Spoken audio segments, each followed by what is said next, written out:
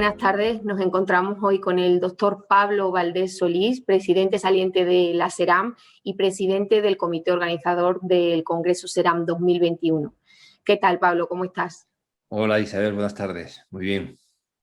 Hace ya unos meses que finalizaste la presidencia en la SERAM, pero al estar en una situación excepcional, digamos, te faltaba poner el broche de oro a esa etapa con este congreso, ¿no? ¿Qué balance haces de ella, de esa etapa, y qué retos afronta ahora la sociedad? Bueno, pues como bien dices, fue una situación muy atípica. Primero, porque estuve de presidente en vez de 2 años, que es lo que saben todos los socios según los estatutos, que por cierto acabamos de modificar. Son 2 años, tuve que estar 2 años y medio porque hubo que hacer muchísimos cambios por la pandemia, ¿no? Por el COVID.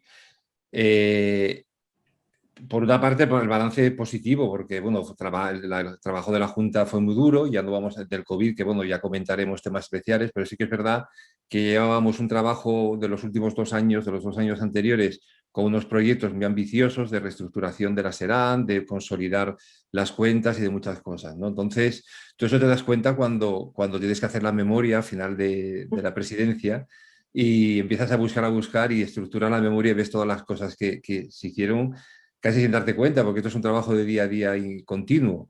Y la memoria que está en la página web, que yo animo a todos los socios que se la lean, aunque parezca un poco aburrida, pero es verdad que es un poco justificar todo lo que hicimos, pues te das cuenta que hicimos cosas yo creo que importantes. Teníamos un compromiso de reestructurar la sociedad.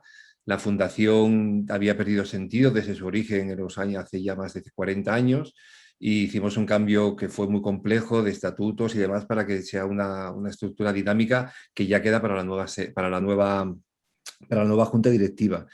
Tuvimos lo que yo llamo el compromiso con los socios y con la profesión, que es un poco por lo que había entrado yo en la junta, ¿no? Entonces, parte fue hacer un marco ético, que era una cosa que no existía y que esto parece increíble que éramos de las pocas sociedades que no teníamos un marco ético tanto para la junta como para toda la profesión, que creo que es fundamental. Los profesionales tenemos que tener un marco ético. Y luego hicimos documentos que yo creo que son muy importantes, que nos reclamaban los socios en cuanto a cargas de trabajo, documentos relacionados con el nuevo del decreto 601-2019 de radioprotección, que fue un trabajo muy, muy exhaustivo y demás. Seguimos con el compromiso con los socios de mejorar nuestra plataforma educativa, hacer mucha más formación transversal. Mejoramos la comunicación, contamos ahora contigo, que eso fue un avance tremendo. Potenciamos todas las redes sociales, es decir, intentamos dar, y luego sobre todo lo que es importantísimo, el compromiso de austeridad, sobre todo ya el último año viendo la situación que venía o la posible crisis económica que nos acecha, entonces intentar dejar la sociedad con las cuentas lo más limpias y lo más limpias siempre, pero sobre todo lo más positivas posible por lo que pueda venir. Entonces gastamos lo que había que gastar, pero es verdad que hicimos una política austera de ahorro, de buscar fondos y la verdad que las cuentas ahora mismo de la sociedad pues son muy buenas. Esto yo creo que nos deja a la sociedad, la nueva junta y las que vengan, pues una situación muy buena para seguir desarrollando los proyectos que hay, que son muchos. Bueno, la satisfacción del trabajo bien hecho, sin duda. Y, doctor, la pandemia marcó la recta final de su presidencia. Por supuesto, también la organización de este congreso. Al mismo tiempo, os encontrabais los radiólogos desde vuestros hospitales con un virus totalmente desconocido. ¿Cómo viviste toda esta situación? Bueno, pues vamos, la vivimos, fue muy dura, como para todo el mundo, como para toda la sociedad, para todo el mundo literalmente, ¿no? Una pandemia es de las pocas veces, afortunadamente, que espero que no haya más que vivamos.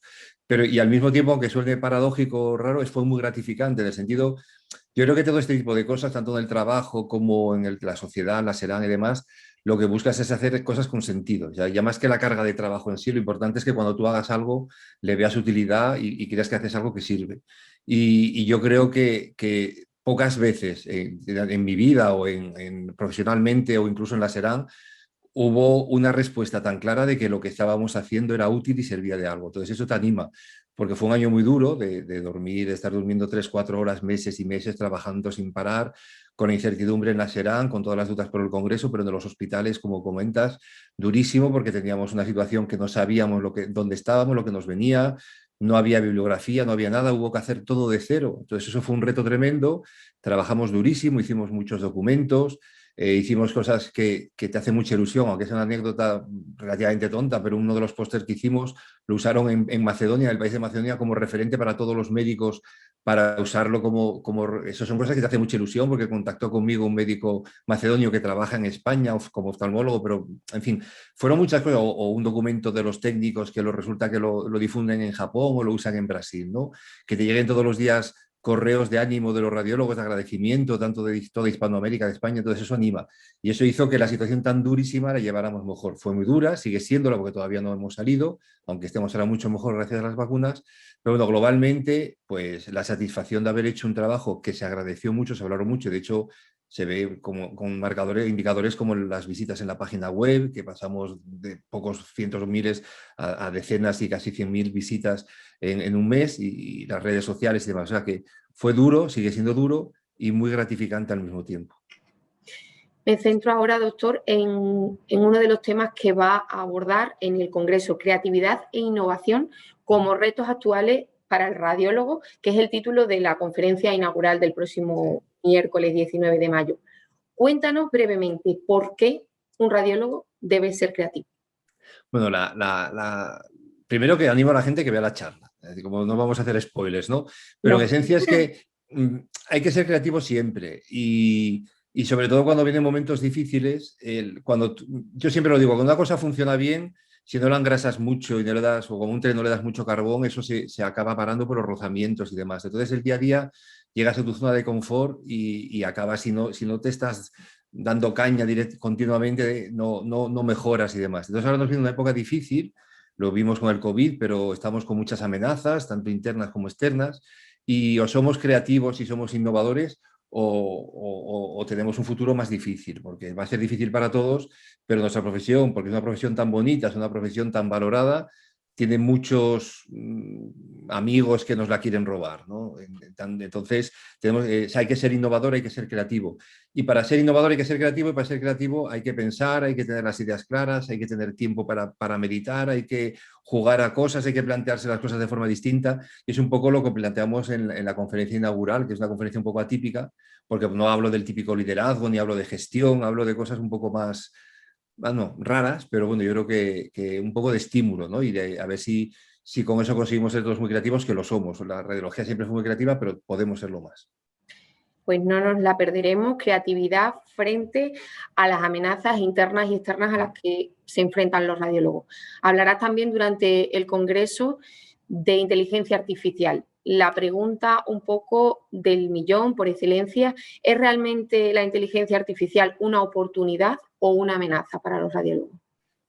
Ya, yo creo que ya estamos en el nivel que ya la pregunta casi ni es, o sea, es una oportunidad, claramente es una amenaza, pero sobre todo es una realidad. Entonces, esto está ahí y hay que hacerlo. Entonces, lo que tenemos que hacer, que va relacionado también con el tema de la primera charla, de la charla inaugural, es que eso lo tenemos que liderar nosotros, ¿no? Entonces, la charla de inteligencia artificial, que espero que la lea la gente, porque que vaya la gente a verla, porque no va a ser la típica charla de hablar de técnica, de hablar de algoritmos, de deep learning, todo eso yo creo que ya está muy trillado, hay mucha bibliografía. Yo creo que el enfoque que hay que darlo es analizar qué nos supone a nosotros. Entonces es un enfoque más psicológico, sociológico o filosófico, ¿no? De lo que es un poco lo que voy a intentar centrarme. Y sobre todo eso, ver en cada punto lo que nos puede venir, y sobre todo cómo tenemos que nosotros afrontar ese reto para que las cosas vayan como queremos nosotros, no como quieren los demás. Y la inteligencia artificial es el típico ejemplo de una tecnología que está aquí, que va a llegar, probablemente no tan rápido como digan. Yo ya siempre hago la broma de que en las zonas que no haya mucha inversión tecnológica, pues igual nos jubilamos muchos y todavía no la veremos totalmente implantada. Pero sí que es verdad que es una tecnología que está entrando poco a poco, como entró la tecnología digital, como entraron las redes, como entraron los PACs, entraron los RIS.